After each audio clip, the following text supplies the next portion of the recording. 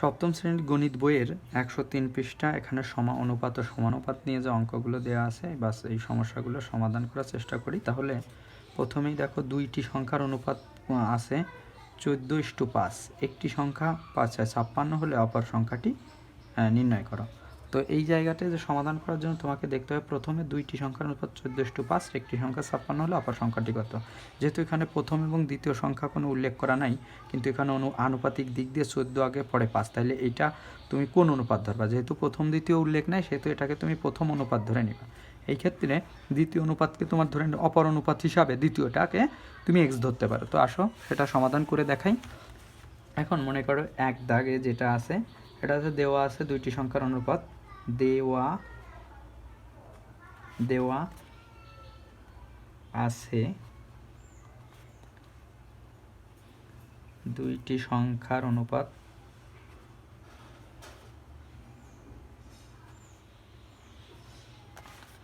অনুপাত 14:5। তাইলে আমি কথা অনুসারে এটাকে প্রথম অনুপাত ধরে নিলাম। প্রথম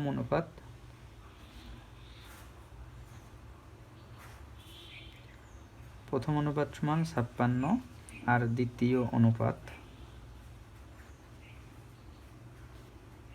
x। প্রশ্ন মতে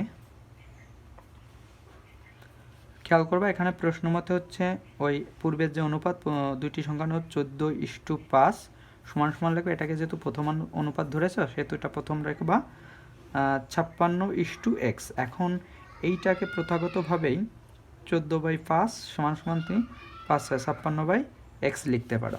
এখন দেখো এইটা আর গুণন করবা, তাহলে 14x হবে, গুণ করলে 56 × 5 হবে, আর গুণনের ফলে যেটা পেলে তুমি। ঠিক আছে, এখন খেয়াল করো যে এইটা তো গুণাকার আছে, এটাও গুণাকার আছে। এখন আমাকে এই অজ্ঞাত রাশি x এর মান বের করার জন্য এর পাশে যেটা গুণাকার আছে এটা দিয়ে আমার রাইট হ্যান্ড সাইড অর্থাৎ ডানে ভাগ করতে হবে। x থাকবে, x এর মান পাওয়ার জন্য আমরা সাধারণত জানি যেটার মান বের করতে হয় ওটাকে বামে রেখে মানটা আমাকে ডাইনে বের করতে হয়, ডাইনে কাজ করতে হয়। সেখানে 56 × 5, এই জায়গাটাতে একটু খেয়াল করো, এখানে 14 দিয়ে 56কে ভাগ করো, 4×14 = 4। অতএব এই x এর মানটা আসতেছে 4×5 = 20। অর্থাৎ আমরা বুঝতে পারবো যে অপর সংখ্যাটি, অতএব অপর সংখ্যাটি